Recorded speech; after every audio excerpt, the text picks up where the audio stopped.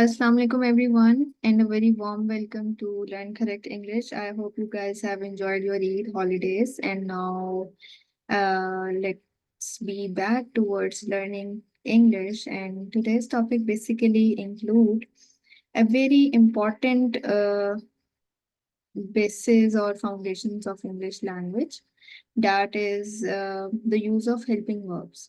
So we all know that we encounter helping verbs in our moreover mostly everyday construction.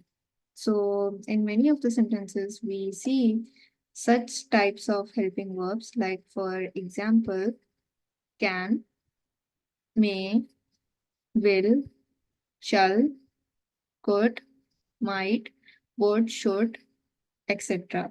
So I would here also write other helping verbs, like for example has, have,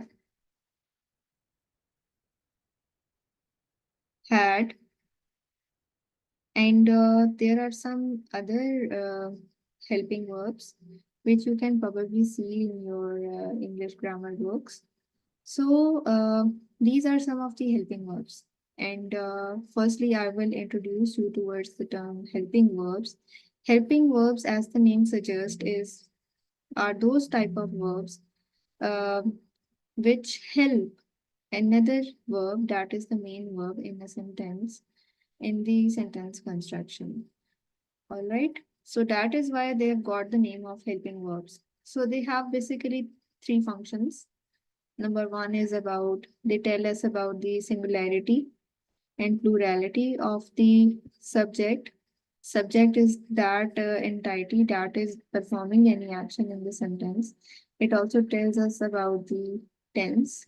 It gives us information. These helping verbs basically give us information about the present, future, or past tense of the sentence, and they also tell us about the aspect information. Like for example, if any action has taken place, or if is it in its incomplete form, or is it in its continuous form. So these three functions basically are these three details of a sentence is are provided by helping verbs. So let us move forward towards the rule number one. So rule number one is this, that always use the first form of the verb after the helping verbs. So whenever you have to use helping verbs, you have to use the first form of the main verb. So we will see in these examples, like I can lift the chair. Here we have to firstly identify what is the helping verb. Helping verb is can and lift is the main verb. All right. So can is the helping verb, and this is the rule here, that we have to always and always use the first form of the main verb. So lift is the main verb here, and we have used the first form of the verb, that is lift. We have not placed here ed, like I can lifted the chair. That would be wrong. So we might see this rule in the second example also. She might move to Lahore. Here might is the helping verb and move is the main verb. You see that move is in the first form of the verb. So in this example, he should do his duty. Here we have to see that should is the helping verb and do is the main verb. So here we have not used did or done. We have used the first form of the verb, that is do, and this is how this first rule is completed in these examples. And then when we proceed further towards the second rule, we have here making negative when two or more helping verbs are present. So particularly when we see a newspaper or in reading a novel or in everyday life, that we use quite often more than one helping verb. So we can use one helping verb. There can be two, there can be three. So what happens if we have to make a negative sentence in which there are two or more helping verbs are coming. So where we will place not. So in the negative construction of such sentences, we will place not after the first helping verb. All right, we can see this thing from the example. For example, in example 1, we have she will not have left Lahore because of smoke. Here we see that will is the first helping verb, have is the second helping verb. So we have placed not after the first helping verb, that is will. And then again in this second example, we have to see that he has not been watching a movie for 2 hours. Here you can see that has is the first helping verb, been is the second helping verb.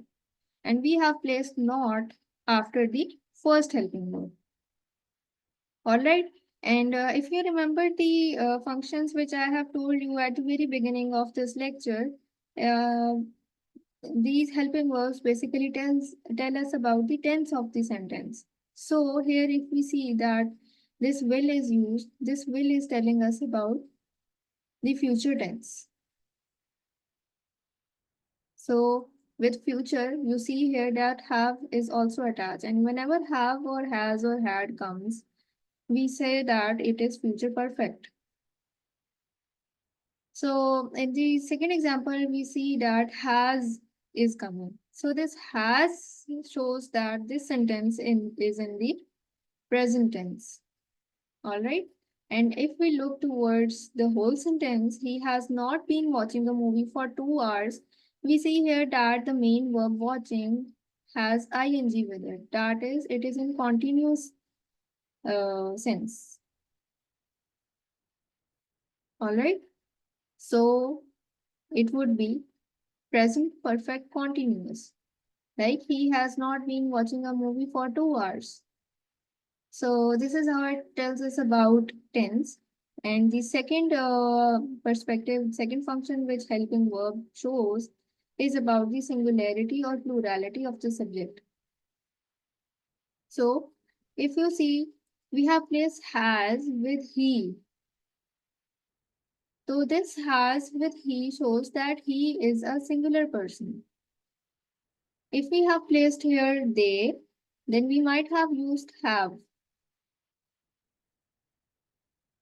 We might have used have with this they because it tells us about the plurality of they.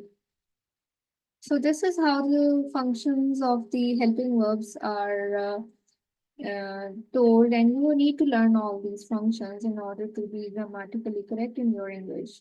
So let's move towards the third rule. So this rule is again very important because you must remember, you only need to remember this thing that with all these helping verbs, you need to put have with it. You can never put has, or you can never put had. This is like you say na कि you say universal truths like earth is round, that is the universal truth. You cannot say earth is flat. So likewise, here you need to learn this rule by heart without getting any confusion in future or in any type of test or exam, that you have to always place have after all these helping verbs. All right. I hope that you have got the main points of these helping verbs, and I hope that you may learn it in the meantime so that you may not encounter any errors in your future. And in today's world, I must say this thing that a person is known by the way he speaks any language. And for speaking any language, he must know the basics, the grammar of that language. And I hope that I have made these rules of incorporating helping verbs easy. If you find any queries or you have any type of confusion, you can contact and do subscribe and share my channel, Learn Correct English. Thank you.